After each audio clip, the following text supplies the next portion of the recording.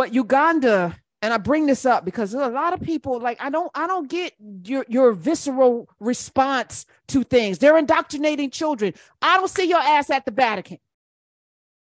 And until you have that same energy for actual ain't nobody getting molested at a drag reading hour. Nobody, no child is getting indoctrinated into a lifestyle that they're not already inclined to be. Don't you want your child to feel comfortable to be their full selves? Ain't nobody, it's like 1% of the population out there in drag. Like, are y'all serious right now? Like transgender, it's not rampant.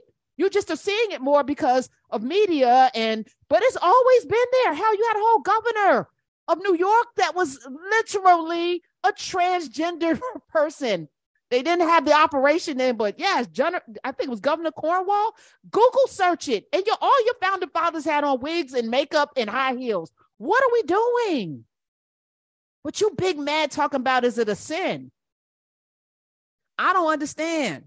So Uganda, and the reason why I brought it up with my brother here, because there is I believe I read this, a right-wing Christian, I'm putting up air quotes again, organization funding this movement in Uganda against homosexuality and literally helping with the laws passed. So the Anti-Homosexuality Act of 2023, I don't know how they're going to enforce it other than, I guess, neighbors going to tell on. I don't like this. Y'all, we are definitely turning back the hands of time. And it's not just in the United States, it's global. So the Uganda president, Yoweri Museveni, signed one of the world's harshest anti-LGBTQ bill yesterday, Memorial Day. So you'll remember it for that. It is the Homosexuality Act of 2023, which was introduced in the parliament. Oh, they got that British system, by the way. This ain't community. We don't do this in community to people. Do we do this in community to people? This is what we do. Anyway, he calls for the death penalty for what they call aggravated homosexuality, which is defined as cases of same-sex relations involving people who are HIV positive. So folk who are sick, as well as minors and other categories of vulnerable people. And the problem with this is that you're lining up homosexuality with sex with minors. When I think about sex with minors, I think Jerry Lee Lewis, Roman Polanski, Elvis Presley. This is what I think. I don't think about same-sex loving people as the most egregious with the children. I think of, David Koresh and this is what I think. But that's aggravated homosexuality and sex with a minor should I'm actually good with the death penalty for anybody who's violating a child. I actually think, yes, pedophile island, I feel that way. I won't deliver it, but I feel like they should be on an island because it is a defect that cannot be fixed. People who crave children should be on an island. Anyway, so that's happening in Uganda. God bless the people in Uganda, because I don't know what it feels like to be born a certain kind of way. This is what your leanings are, and you could be killed and arrested, and you minding your business in your house, doing whatever grown people do in their houses. I don't understand. And who's for this? Because I know some of y'all are. Some of you are like, good, okay, I'm gonna move to Uganda because it's illegal there. But then you protest too much. Again, if you got that much energy, but you ain't outside the Vatican, I'm putting up the left eyebrow on my right eye because something clearly is not working for you. Let me shout out Chick-fil-A CEO.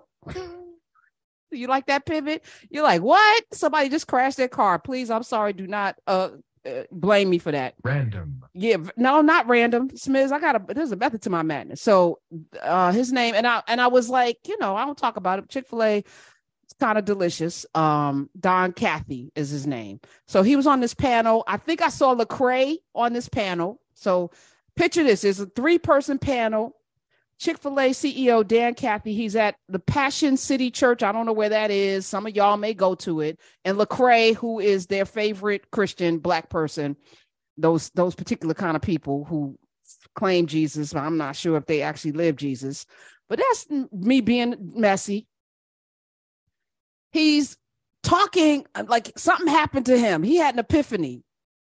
So those of you who were banning and boycotting Chick-fil-A because of their what you thought were religious stances, something happened to Dan Cathy.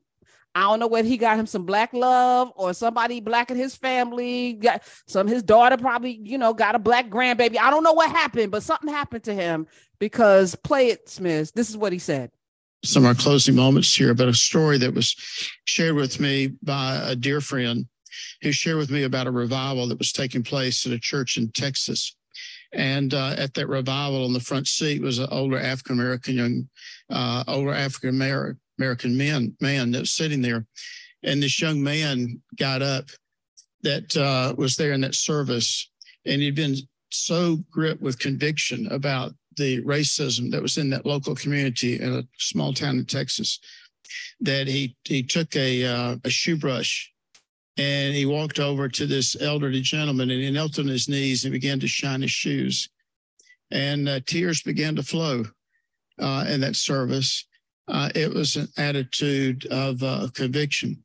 So I invite folks to put some words to action here. And if we need to find somebody that needs to have their shoe shine, we need to just go right on over and shine their shoes. And whether they got tennis shoes on or not, maybe they got sandals on, it really doesn't matter. But there's a time in which we need to have, some personal action here. Maybe we need to give them a hug too, brother.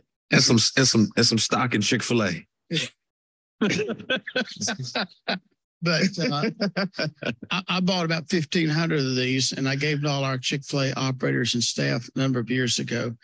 And so any expressions of a contrite heart, of a sense of humility, a sense of shame, a sense of embarrassment, began with an apologetic heart.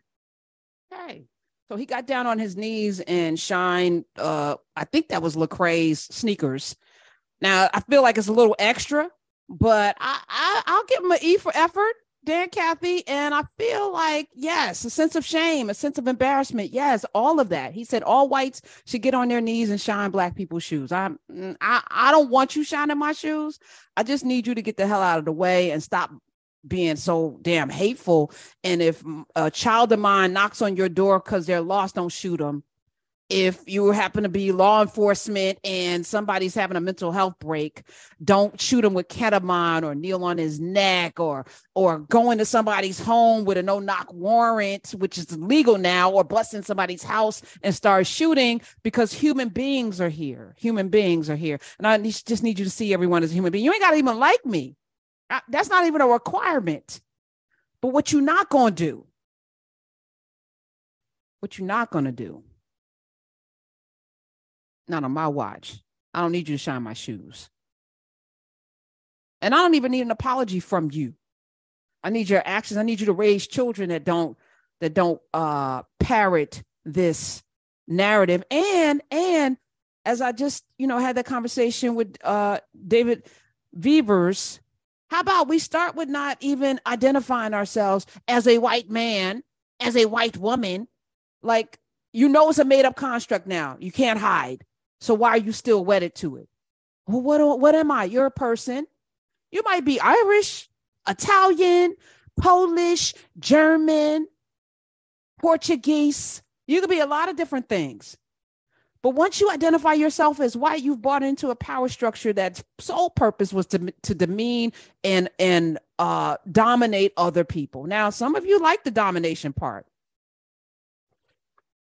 but it's wrong. So don't be wedded to wrong.